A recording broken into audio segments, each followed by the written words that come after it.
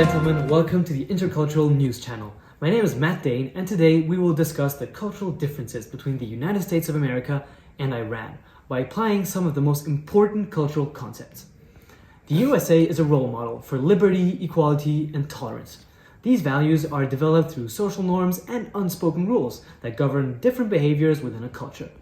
Hence, social norms vary drastically from nation to nation, which is why visitors from Iran might face a cultural shock when visiting us in the United States.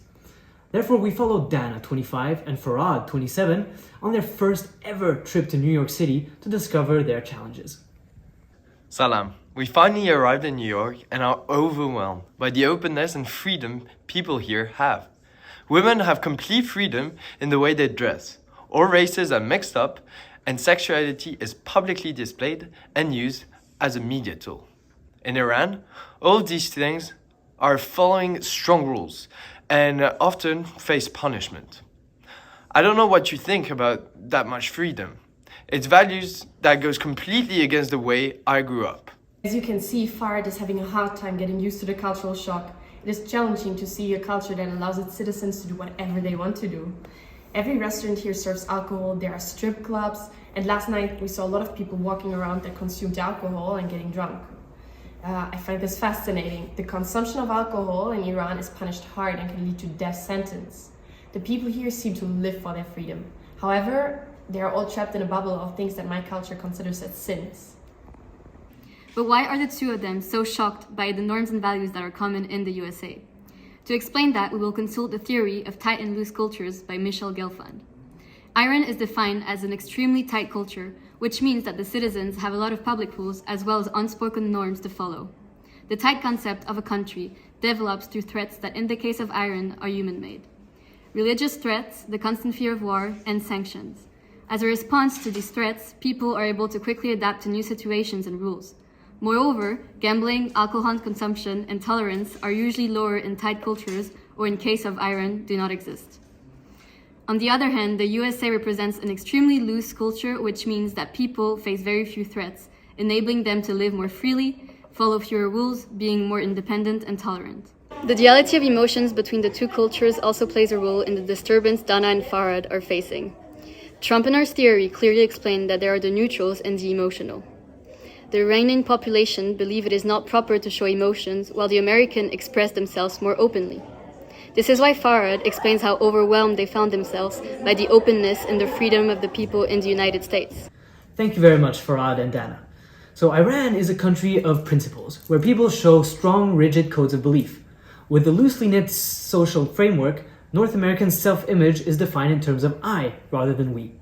Nowadays, globalization has become a recurring theme of the 21st century. Traveling across the globe and moving from country to country refines what is home to us. So today, we have Jonathan, 40, a hotel manager in the Marriott International Hotel Group, who recently moved from the US to Iran to open a new hotel, alongside his employee Avali. Work to live is what my employees stand by, such as getting off work on time and working by the contract principles. Whereas, when I was in my old company in the US, strive to be the best was often what we stood for. Therefore, I have noticed drastic difference in terms of motivation level in work performance. However, what I am the most pleased about is a sense of responsibility each member has. I have opened many hotels in my life, and I can say yet to say that this was the smoothest and efficient hotel opening I have ever done. It has been a great energy. However, we're still adjusting to the new GM leadership style.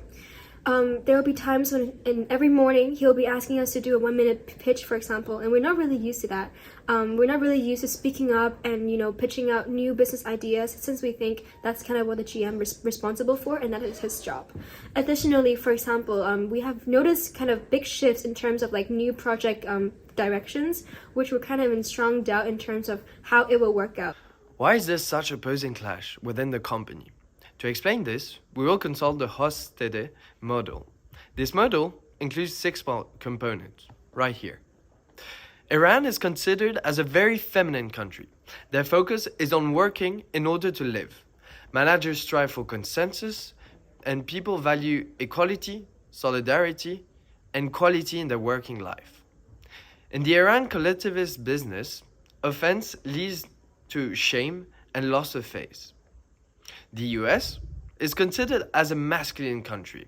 Behaviors in school and work are based on shared value that people should strive to be the best as they can be, and that the winner takes it all. As a result, the US individualist business world, American will tend to display and talk way more about their successes and achievement in life. So, ladies and gentlemen, that is it for today. You have just seen 3 of the most important cultural theories based on the example of Iran and the USA. And we thank you for being with us today. My name is Matt Dane, and we shall see you next week, same time, same spot.